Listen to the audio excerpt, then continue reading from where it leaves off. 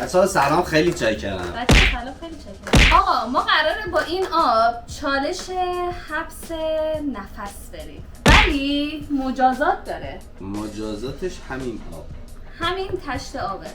هر کسی که ببازه قراره که این تشت رو سرش خالی کنی. اول تو میری یا من برم؟ سنگ غذایی چی؟ سنگ غذایی چی میریم؟ بذار من اولین باز کنم بذارمش کنار. خب سنگ کاغذ قیچی، سنگ کاغذ قیچی، یکی سنگ کاغذ قیچی، سنگ کاغذ قیچی. خب اول من میرم. آقا گوشیه، گوشی. ببین چالش اینجوریه که باید سرشو کامل بکنه توی آب، یعنی صورتشو توی آب نباید نفس بکشه. قلقل میکنه، من میفهمم. سر کامل؟ آره. نه صورت. خب آقا گوشه هم نباید بیرون باشه، گوشه هم باید چطوریه؟ فقط باید نفس تو حفظ کنن. گوش که نفس من گوشم نفس میتونم بکشم. خفه شو بابا.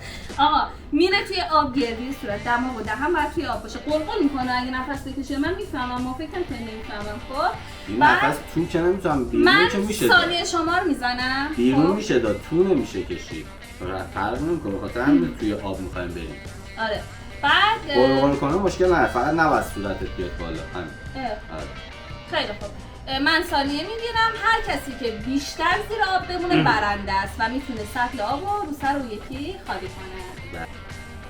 سوسمار. برو. 1 2 3.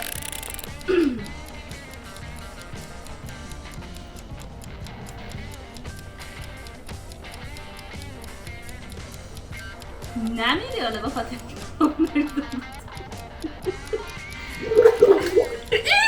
زندگی من کمار. گفتم ایران نداری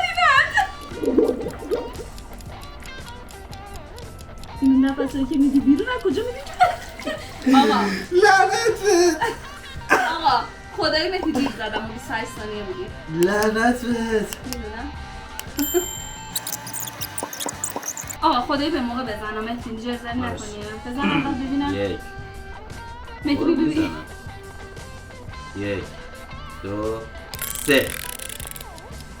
کشتم سپشه کشه ششی بارا اونزی بگن همجی شیری سیبیل شیری. بگو ریشه شیری سیبیل شیری.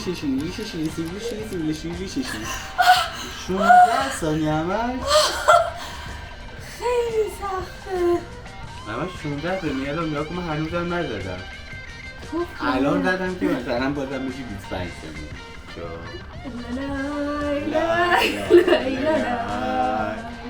باشا بریم علی جون. بچه آب دیدن هایی که برو خدا وایسا آباده شما. وایسا آده ای؟ آره یک وایسا دو سه.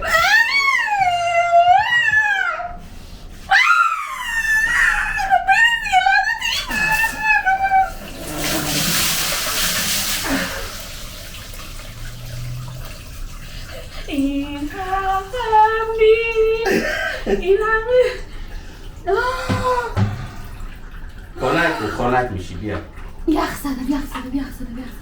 لایک کنید، کامنت بذارید، سابسکرایب کنید، به خدا بکنید دیگه. خیلی ستم اگه این کار نکنید. چرا ابرو 2 تا شد؟ نمیدونم نشون.